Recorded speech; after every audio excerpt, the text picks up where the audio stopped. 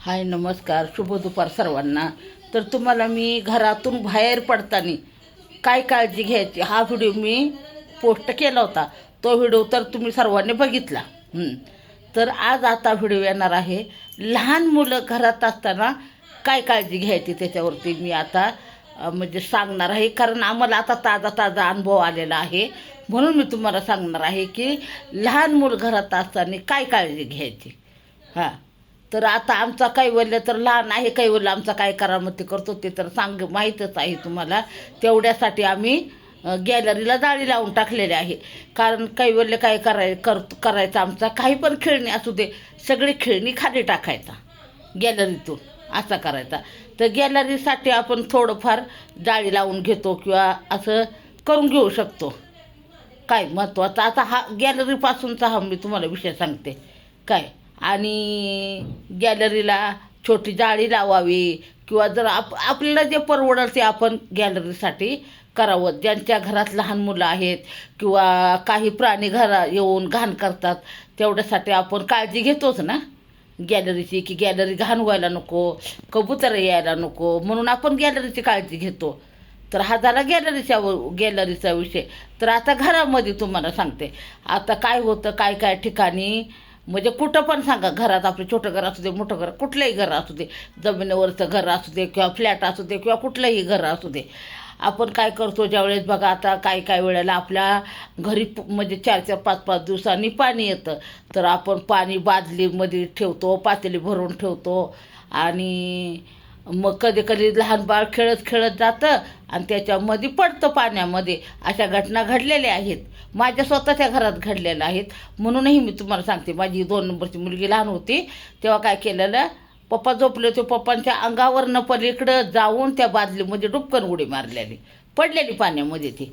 तर तुम्हाला सांगते लहान मुलं घरात असल्यानंतर काय काळजी घ्यायची हे तुम्हाला मी सांगणार आहे. आता हे झालं म्हणजे इथपर्यंतचा विषय हा झाला. आता आई आणि बाळ दोघंच जण घरात आहेत आणि टॉयलेटला आलं किंवा बाथरूमला आलं किंवा आंघोळ करायची आहे, समजून घ्या तुम्ही. प्रत्येकावरती हे वेळ येत असते आणि प्रत्येकाच्या घरात लहान बाळ हे असतं आणि प्रत्येकावरती ही वेळ येत असते. तर मग काय काय लोक काय करते, आत्ताच सांगते. आमच्या काळामध्ये वेगळं होतं. काय आम्ही कुणाकडे तरी बाळाला द्यायचो, आमच्या बाळाला घ्या, मला टॉयलेटला जायचे, असं आम्ही करत होतो आमच्या टायमाला. आता नाही, आता कुणाकडे बाळ द्यायचं म्हणलं की घाबरतात लोक, नको बाय त्यांच्याकडे द्यायला, अशी लोक आहेत काही काही. आणि मी तर काय करायचे, मला टॉयलेटला बाथरूमला काय असं आता बाथरूमला म्हणलं तर काय आपण लगेच जाऊन येऊ शकतो, पण टॉयलेटला गेलं तर आपल्याला थोडाफार वेळ लागतोच ना. मग त्यावेळेस मी स्वतःचा अनुभव सांगते. तेव्हा मी काय करायचे, शेजारी माझ्या मुलाला नेऊन ठेवायचे, बाळाला जेवढं बाळाला घ्या, मी टॉयलेटला जाऊन येतो. खरोखर त्यावेळेस ना म्हणजे माणसंही चांगली होती आणि सगळं चांगलं होतं.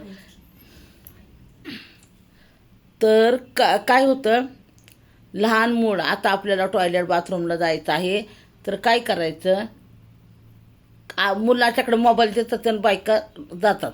ते मोबाईल कंटाळतं आणि कधी कधी दरवाजाकडं जातं. त्याला काय कडी संग ते खेळत असतं, चालू बंद इकडं तिकडं सरकवणं हे त्याचं चालू असतं.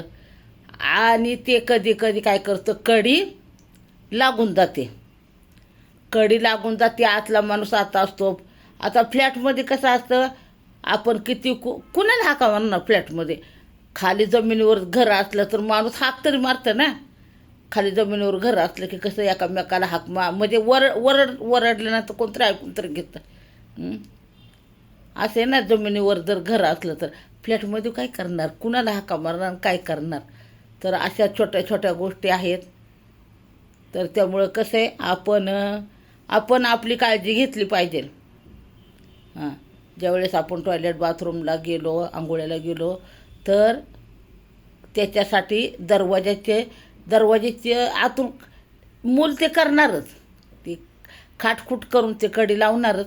त्यासाठी तुम्ही काय काळजी घेणार ते मला कमेंटमध्ये सांगायला विसरू नका. आणि मी तर काय म्हणेल की दरवाजाची फट थोडी उघडी ठेवा, तिथं काहीतरी लावा, म्हणजे दगड लावा किंवा काहीतरी लावा असं मी स्वतः सांगू शकाल मी सांगाल तुम्हाला की जेणेकरून बाहेर मुले म्हणजे मूल पण कडी सरकवणार नाही आणि असा काही प्रॉब्लेम येणार नाही. मग तेवढ्यासाठी कसं आहे काहीतरी त्या म्हणजे उंबरा आणि दरवाजा ह्याच्यामध्ये काहीतरी ठेवा तरच बाथरूमला जावा. मी तर माझ्या मुलालाच घेऊन जायचे, काय करणार. कधी कधी कुठलाही माणसावर कधी कुठली वेळ येईल काही सांगता येत नाही. आणि हे काय लाजायचा विषय नाही. प्रत्येकजण टॉयलेटला जातं, प्रत्येकजण बाथरूमला जातं, प्रत्येकजण आंघोळ करतं. हे काही इथं लाजायचा विषय नाही. हां, का मला लाज वाटते असं तसं, इथं लाजायचा विषय नाही. तुम्हाला सांगते का माझा व्हिडिओ तुम्हाला बेकार वाटत असला तर तुम्ही म्हणा मावशी हा व्हिडिओ कशाला तुम्ही केला, मला काही फरक पडत नाही.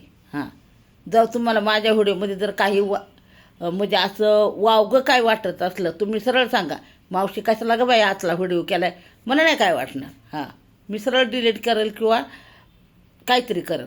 किंवा माझं काय चुकत असलं तर तसंही तुम्ही सांगा का मावशी तुझं चुकलं तू असं कसं गं बाई बोलतीस. हां, ज्याला चुकीचं वाटते त्यांनी चुकीचं म्हणा आणि ज्यांना बरोबर वाटला माझा हा व्हिडिओ तर त्यांनी मला समजून घ्या. आणि प्रत्येकावरती ही वेळ येणार, कारण आता काय झालेलं आहे एकत्र कुटुंब पद्धत राहिलेली नाही. नवरा बायको आमची मूल पाच एकत्र कुटुंब पद्धत गेलेली आहे. आता कोणी हे आई हे बाळाला घे मी जाऊन येतो विषय संपला. ते दिवस आता राहिलेले नाही, ते लक्षात ठेवा. हां, कळलं ना माझा विषय. कुणाला कळला त्यांनी होय म्हणा आणि ज्यांना नाही कळला त्यांनी नाही म्हणा, मला नाही फरक पडत.